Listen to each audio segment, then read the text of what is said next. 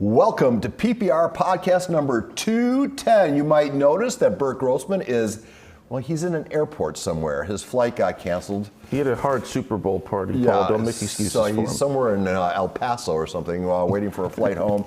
Meanwhile, Brandon Stone, who, I tell you, the caliber of friend that Brandon has been to me over the years, I make a phone call late at night saying, Brandon, can you help me out? And there's not even a hesitation. So God bless. God bless you, young man. Usually when I get a late night text, it's a lot more exciting of an ending, but I'll take this. This is pretty good. All right. So would you like to introduce our special guest? I sure would. Okay. This is a man who came into our lives about 15 years ago when he took the head job at Kearny and turned into an exciting powerhouse. He then had stops at Mission Bay and then now at Madison, where he's been an assistant for a while, but now finally is the man in charge of the high school football team again. And we can't wait to see what he does with it. The man at Madison.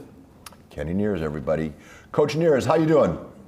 I'm doing great. Thank you for having me, fellas. Well, we're excited to do this. We apologize for having to cancel a couple times. It all has to do with Grossman and his insane schedule. But let's, I get it. Once you're a head coach, you want to always be a head coach. You want to put your mark on a program, and I understand that completely. But boy, could you speak to the challenges of taking over a program that was run by Rick Jackson, who has had not one, but 2 state titles to his credit, several league titles, and in a very short period of time, if you go by coaching tenure, built Madison into one of the best football programs in the county. That's not an easy chore to take that on, is it? No, it is not. No, it is not. It's very intimidating, actually, because he has done so many great things. Coach Jackson has been such a big mentor to all of us. And it's no replacing Coach Jackson, man. He's just a wonderful guy. He has great morals, and he has taught us everything I know, as far as breaking down film and just loving the game of football, man. He's an overall great guy, and just the things he have done for Madison has just been crazy, right? My wife told me don't say the word crazy, so I had to choose another word to use. It was it's just been wonderful, man. We're going to truly miss him because he is our leader. But the great thing about it is I got him right there. He's my AD. I go to him. I almost talk to him every day. Like, Coach Jackson, what can I do? What should I do? And he always has some advice for me, man. He's turned into my best friend. So you have the advantage of continuity, which is nice, but also it does have to be difficult when your boss had your job and is right down the hall to tell you, hey, this is how I did your job. Maybe this is how you should do your job. And the crazy part is sometimes I feel like he's kind of watching over me like a big brother, right? Because I'm leading the weight room and he's still in there. He's like, hey, I want you to take it, though. But, it's always, you always want to press Coach Jackson, and I know he's watching me. And he's always watching me for the better. He's always trying to take care of me and give me advice and say, look, you might want to do this. Look out for this. This is how I did things. So it's been great for me, though. I'm cherishing the moments.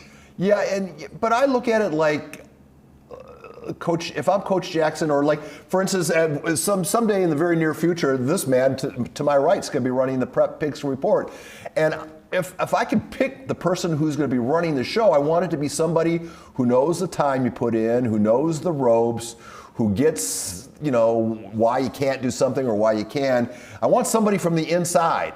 And I would assume, the hours involved. The parents you have to deal with. You get where I'm going with that? Yes. And I think that's the biggest part of it right there, just knowing that he honors, the person he chose to actually take over the program. That's just honoring to me, that he can even consider a person like myself to say, Coach Neers, I think you are prepared to do it. I think you have the morals and the values that the program needs, and that's just, I thought that was just, key for me. And he stepped down at a time that I know he was, but I didn't know he was going to do it this year. I was thinking we maybe have one more year with Jackson, but it came out of nowhere, and I was excited that he actually was saying that you are the man that I think should take over the program. And he was asking me, you think I should open it up? And he was like, here's the opportunity. Here's your opportunity to take it, or I can open it up. And I was just thrilled that he considered me, man. I think that's one of the biggest parts of this that I'm going to enjoy the most, is just knowing that he trusts me. So now you're at an interesting crossroads, Coach, because there's the way you did things before in your previous coaching jobs, the way that you've learned to do things under Coach Jackson. So how do you balance doing it your way, the way that maybe you've dreamed if you ever got this opportunity again, versus, darn near 20 years of what the Madison way is? Yeah, and that's one of the things that I have learned over the last couple of weeks, because I've been interviewing a lot of my coaches, just because I'm a new coach, I want to sit down and see who's fully on board with me.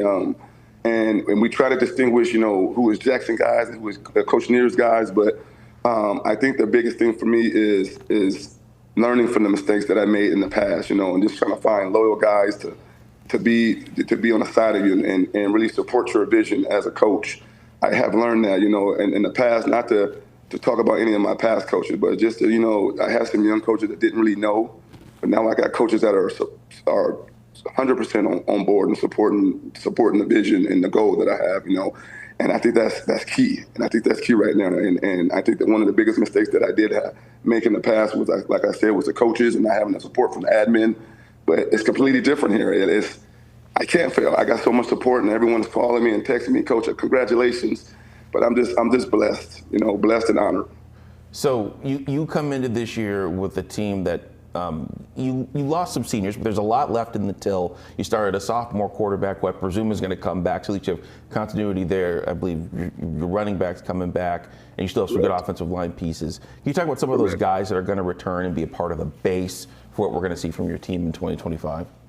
Yes, our leader is going to lead us. Is our quarterback, Isaac Diaz. And, he's a sophomore. Last year, he got put in a tough situation.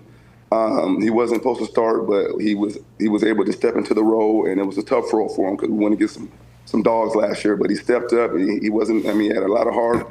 He never, stepped back from the challenge, and that's one thing that we're going to lean on him this year is to lead us. He's hungry. He's been in the weight room, and he's like, Coach, I'm going to earn every bit of it. He's watching film, and he's saying, Coach, I watched myself last year, and I struggle, and he knows that, and that's the good thing that I love. And we have some coaches that's going to be there to support him. Our running back, Adrian Sola, is another beast. He was only a sophomore last year, and he ran hard. We have Romeo Pepe, who's a big-time receiver. Isaiah Morrell's another big-time receiver. We got some pieces. Kavika DeVore, who's my leader this year. We even have a big-time kicker, I think, is our top D1 player, and he's our kicker. His name's Harrison Brown. You'll hear about him. He's a big-time kicker.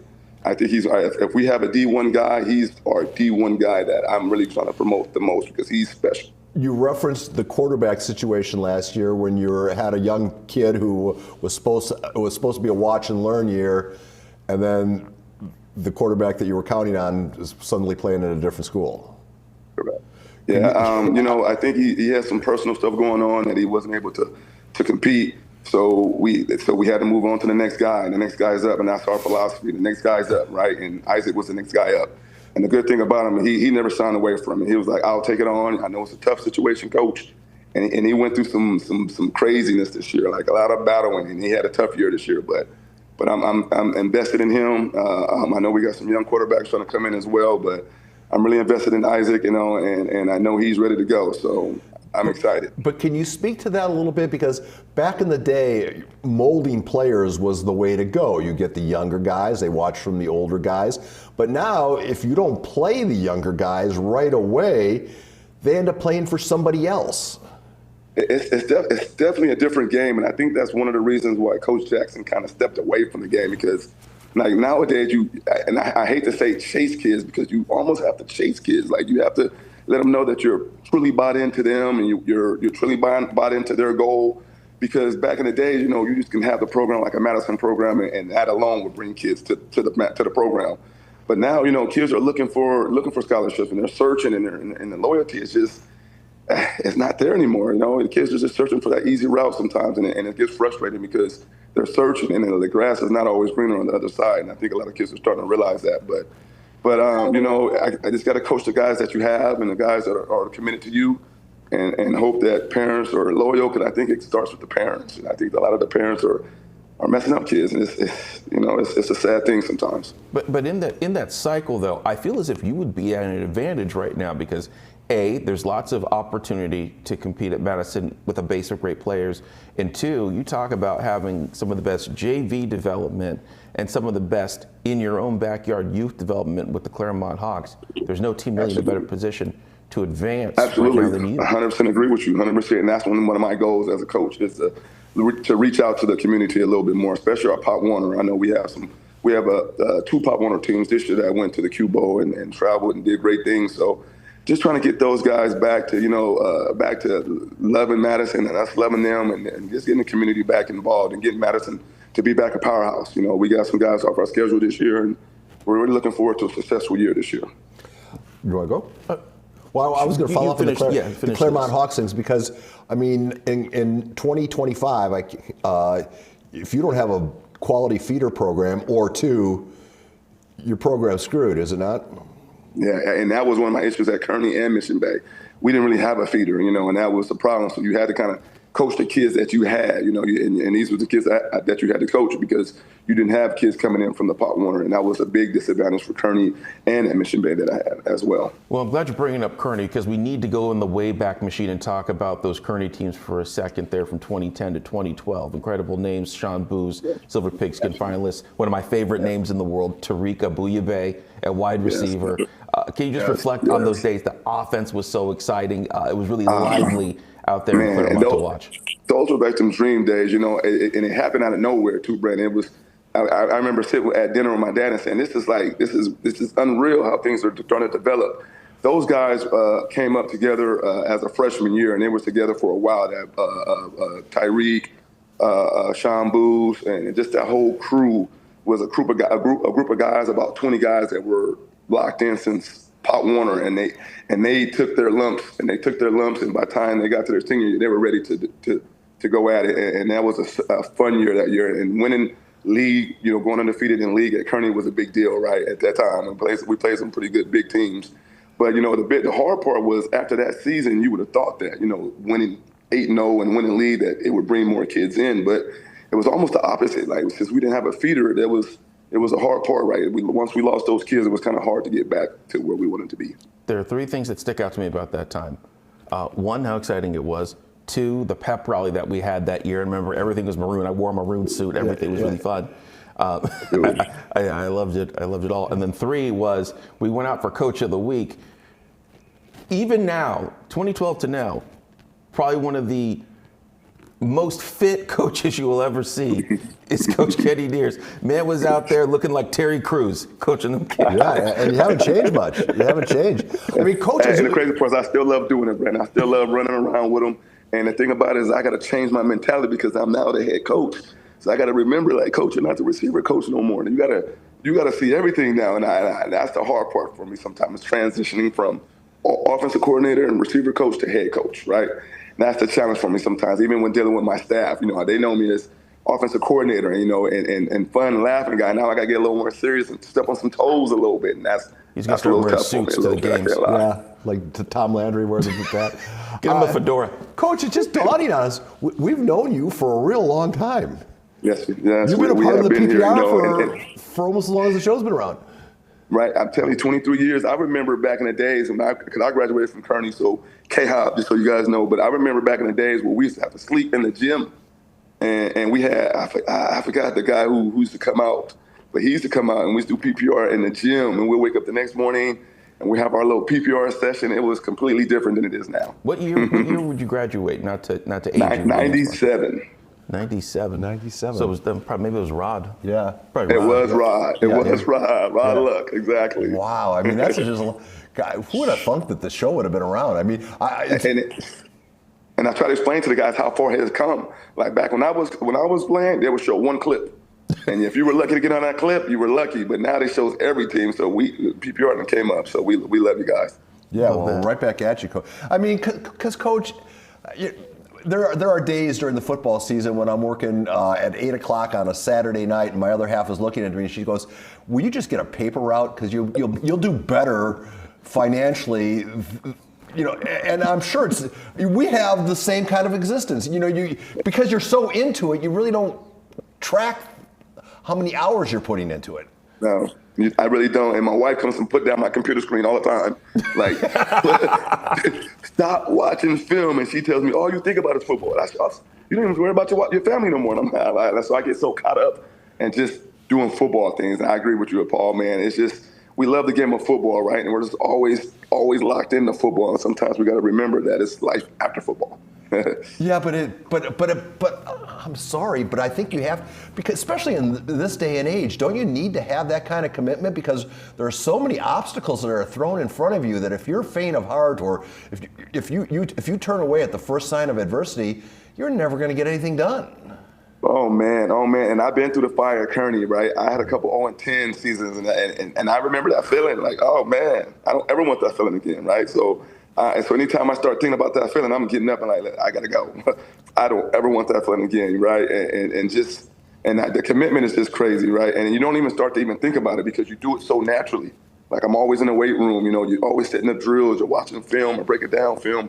We just came from a Glacier clinic where coaches go to get a little more knowledge. And the Glacier Clinic has so much stuff that you want to implement in the program. You start getting overwhelmed, but you just love doing that stuff, right? You're sitting in meetings and learning football, and just you can never stop learning football. Never stop. I think you're teaching work ethic, and kids.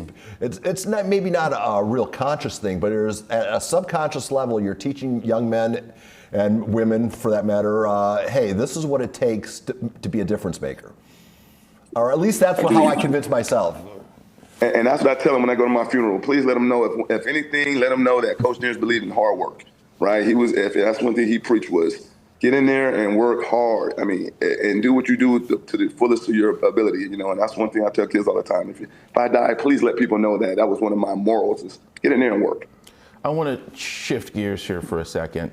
As an offensive coordinator who understands the game in a really tangible way, I'm wondering what adjustments or changes would you have made yesterday during the Super Bowl if you were running the Chiefs offense? Oh man, well, I would have had to get them together right away, and I think Andy Reid was trying to rally them together and and try to pull them in. Maybe go back to some of our basics. I think they started getting a little too cute. Mahomes, I never seen Mahomes play like that. It was so surprising. I never seen the Chiefs get dominated like that. It was whoa, and Mahomes just looked so rattled. I've never seen him like that. It was. I don't even know, right? Once I started seeing them go down by 27, I was amazed. I can't lie, because I have not seen Chiefs get beat like that in a long time. You've never seen pressure be that effective. Just with four guys, usually they can pressure him and scare him out of the pocket, and then he does even more damage. But these guys can catch him. And that's what my D-line coach said. He was preaching the whole night. It's all about D-line. It's all about D-line. He's a fired up guy, and he's like, man, it starts with the D-line, and he's absolutely right. And if you can just rush 4, and during the season, we was having guys rush 3 and dropping 8, and there's no way you can pass if you can rush 3 and still get to the quarterback, right? So, yeah, absolutely. Well, within that, though, this is what I thought was interesting, and I want your eyes on it.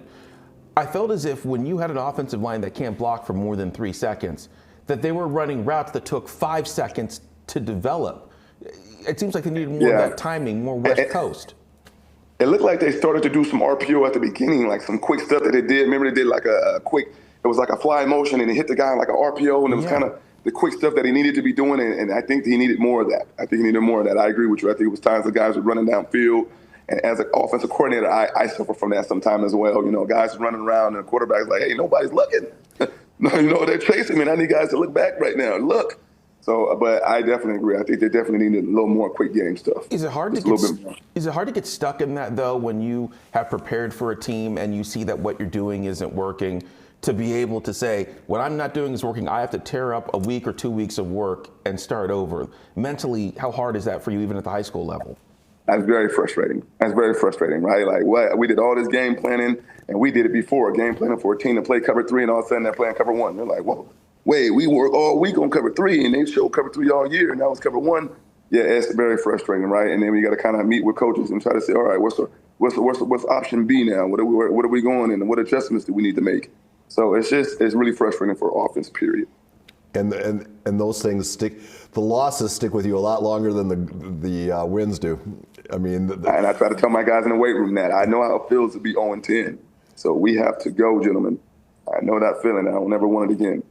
So I don't think I'm breaking tampering laws by asking you this question. And if I am, you can just say, move on, sir. Obviously, we know your kids in Madison, they're great, you love them, and we're not trying to get nobody else to go anywhere. But do you have a couple of kids in the county that you just really love to watch or love to see them play or love their mind? This year, I liked the Lincoln quarterback. He was special this year, right? I thought he was the piece that made Lincoln just different, because he was able to keep the play alive. Akili is a good friend of mine, so I watched his son. And I thought he was special this year. The running back at Granite Hills was another special guy. I'm not sure his name, but I know he ran hard, and he was a beast. He ran really hard. So, it's just, I think it's teams that we play that I kind of watch and say, yeah, this guy is special, so we're going to have to play him any day, so be prepared, right? This guy is pretty good. So, but I think those were the two that I watched a lot. And, of course, I concentrated on my guys, trying to figure out who we can get out of here and how we can get them out of here and, how I can make these guys better. But those are two guys I can remember that I can think about offhand. When he names guys that were on the silver. Yeah, you're naming guys on our podium, Coach. It makes me feel good. We didn't screw it up. We didn't get the blowback. We messed up on one kid. We messed up on the running back from Monte Vista. We should have figured out a way to, because that kid just had too much of a magical season. It was too much of a magical story, and I blame myself for that one. Well, you know what? You just make mistakes sometimes, Yeah, we're not perfect. That's why we're not perfect. Yeah, well, Brandon will tell you all about that. Coach, can we get 5 more minutes with you? Absolutely. All right, Coach, tell me the story when you're trying to convince someone of the benefits of playing organized sports, namely football, obviously, being that's your sport. What's the story you tell or the remembrance that you have that best describes why you're such a big believer in the sport of football? You know what? I went to Kearny High School, and we had a mixture of, everybody. From every race. It was our gang, from Bloods to Crips. We had them all. But I think once you are on a football field, and once you are part of a team, just that chemistry, that internal, love that you get, and even to this day, I got guys that I still talk to on my team in high school and college. I think it's just that ultimate team sport that really brings guys together, where you have to display discipline, hard work. It's a little bit of all of it. It's not one person you can win with. It's a true team sport, and I think that's what makes you, and it brings you into like a family. It doesn't matter what your religion is outside. It's just these guys in the huddle or these guys in the locker room are my family, right? And it's a family atmosphere, and you want to make sure you maintain that for a lifetime, right? I just think, it's just football is just that sport that really, I think, brings people together. Like the Super Bowl last night, for example, right? We got women and all over the place. My wife is watching and she's not even paying attention. She's just like, it's a Super Bowl, right? And it brings everyone together. It's a party. We get to come eat, and it's just a good time, right? I think it's just, I just love the game of football, right? And that's what I would definitely preach to people, that the game just brings so much, and you can always learn. You never stop learning in football, or never. So it's just a team sport that brings guys together. You were talking about the evolution of your job and the evolution of being a coach. You two were. It was really interesting. We're always interested to compare the two jobs. How are NIL in the transfer portal affecting your life now, and how do you think they're going to affect your life in the next couple of years to come? I think that when you start putting money behind it, I think it starts to deteriorate the love of the game a little bit. I think kids are so much on social media and so inclined to trying to find shortcuts to get money easily. I just think that kids are having a hard time with trying to chase that dream and versus just doing it the right way. Just going to school, getting your degree and trying to get to college, and just things of the old school way. I think the new school way is just it's tainting the game a little bit, right? Guys don't have the desire to get to NFL no more. It's like, let me just get to college and I'm good, right? If I've got my money there, I don't have to worry about getting the money later. Yeah. At least I got some money to start with. Like I got it now. Like, forget the NFL. And I think it just takes away from the game a little bit. And it's unfortunate. I think some kids, it can be good, but it can be bad at the same time. I've never heard that opinion before. That's really interesting. Talking to kids who we were talking to Josiah Cox, and he was saying, hey, listen, I never had any money. And the fact that I can get it now, you're going to tell me that I can't make, I'm the one out there getting the snot kicked out of me, and I'm the one that's getting hurt, and you're going to tell me you think my scholarship should be enough? And he was very polite about it.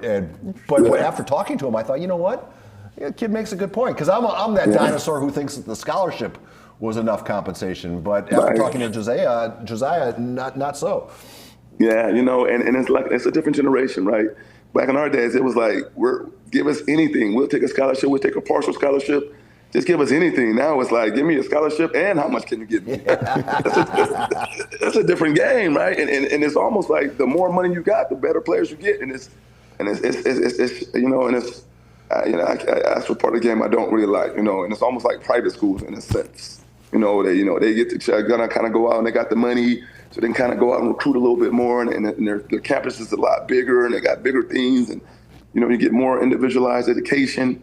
So it's almost like that, right, in a sense. But, you know, it's just kids. Like one coach told me, a kid told him, he don't even want to come unless you give me $10,000. I mean, just to come and visit. Like, this is crazy. Like, what? $10,000 just come visit? Like, it just got crazy. It has gotten to a different level right now. Last question, sir.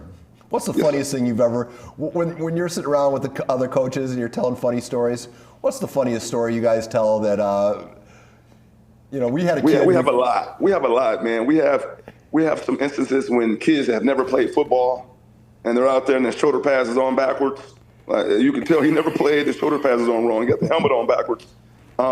We go out a lot and we kind of hang out a lot as coaches on Wednesday nights, and we do this thing we call Buffalo. You know, if you pick up the drink in the wrong hand, and we call Buffalo, you know, you gotta go ahead and take it, right? And we're drinking water, of course, but you know, but that's kind of things we do, man. And just we always have a good time. We talk about Fresno days because we used to go to Fresno team camp.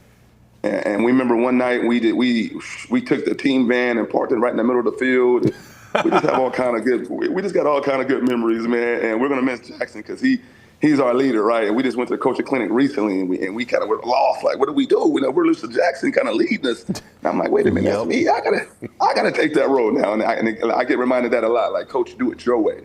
You know, make sure you do it your way, right? And so we have just a lot of memories, man. I can't just say one. We have a lot. So we get together and start. And even we get back with our old coaches and we start thinking about, hey, you remember that? You remember that? So we have a lot. We had a kid in '78 back at Madison Edgewood, and he had a big bump on his forehead. We called him Bump, but he had this big protrusion on his forehead.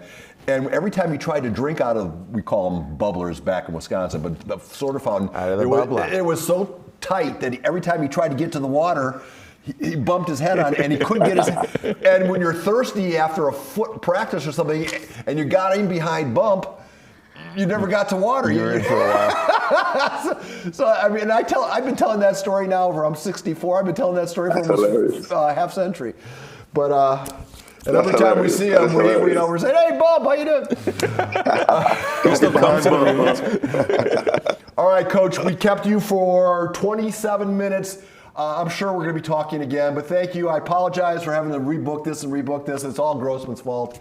And a big thank you to Brandon for making this possible. And Coach, we're going to start putting it up on social media today, and it'll be up even if I'm not, I got a little under the weather, so I might not get the clips up until tomorrow, but it'll be up, okay? Well, hopefully you feel better, Paul, man, and thank you guys very much. Hopefully we can go out there and win some games this year, right? And, you know, I get more than 1 year, so I'm hoping I can be here for a while. I think you'll get more than 1 year. I got a feeling you're around for... Just bribe the AD. Yeah, I think Brandon will be doing stories with you in the not-so-distant future. All right. I can't wait. Thank you guys very much. Kenny Nears, be healthy, be well. Go Warhawks. PPR Podcast 210 is over. Turn off the machines, everybody. Yes, sir. Yes, sir. You guys have a great day. Thanks. Thank you.